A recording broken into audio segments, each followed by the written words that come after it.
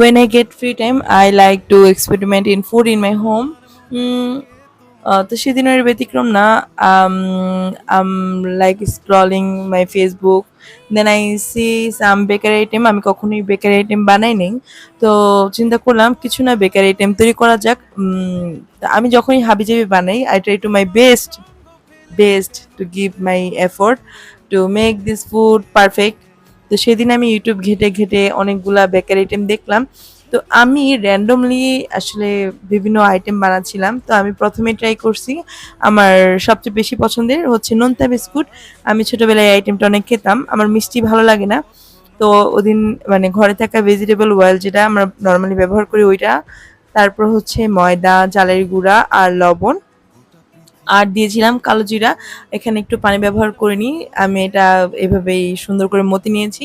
আমি এখানে কোনো কিছুর পরিমাপ বলবো না, কারণ হচ্ছে আমি এই বেকারি আইটেম বানাইতে একদমই এক্সপার্ট না। This is the first time I try to make something bakery item like biscuit, dry cake. হ্যাঁ, আমি এমন আইটেম বানাইছি যেটার নাম আমি জানি না। আমি পার্সোনালি ঝাল খেতে পছন্দ করি, তো ঝাল টাল টাইপের কিছু খাবার আমি বানাই। তো মিষ্টি আর বেকারি আইটেম এগুলো আমার পছন্দ না। তো যাই হোক, ওই ডোটাকে আমি 10-15 মিনিটের মতো রেখে এটা বেলে হাত দিয়ে চেপে চেপে বেলে এটার উপরে আমি কাঁটা চামচ দিয়ে র্যাক র্যাক একটা দাগ দিয়ে নিই। তারপরে এটাকে নোনতা বিস্কুটের শেপে কেটে কেটে আমি এটা এয়ার ফ্রায়ারে দিয়ে দিব। আর এই এয়ার ফ্রায়ারটা আমি নিয়েছিলাম হচ্ছে TQIU এই পেজ থেকে। তো এখানে একদম ওভেনের মতো কাজ করে আর খুবই অল্প সময়ে বানানো যায়। তো এই জন্যই আর কি আমার এই পাগলামিটা মাথায় ঢুকছে। আম ফ্রি টাইমে বসে বসে কি করব।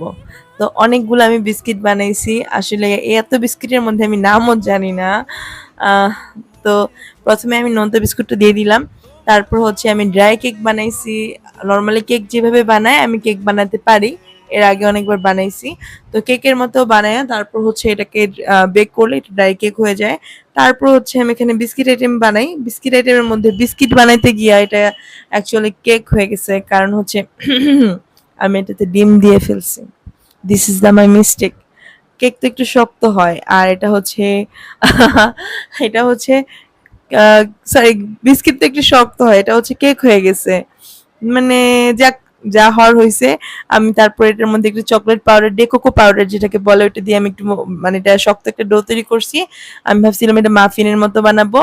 আর আমার ঘরে একটু চকোলেটের গুঁড়া ছিল, তো চকলেট চিপস যেটাকে বলে, আমি চকলেট কেটে কেটে একটু চিপসের মতো বানাইছি। আমি ভাবছিলাম এটা হচ্ছে মাফিন লাভা কেকের মতো হবে। মানে আমার মাথায় যা আসছে আমি তাই বানাইছি। এটা হচ্ছে একটা হাবিজাবি ব্লগ।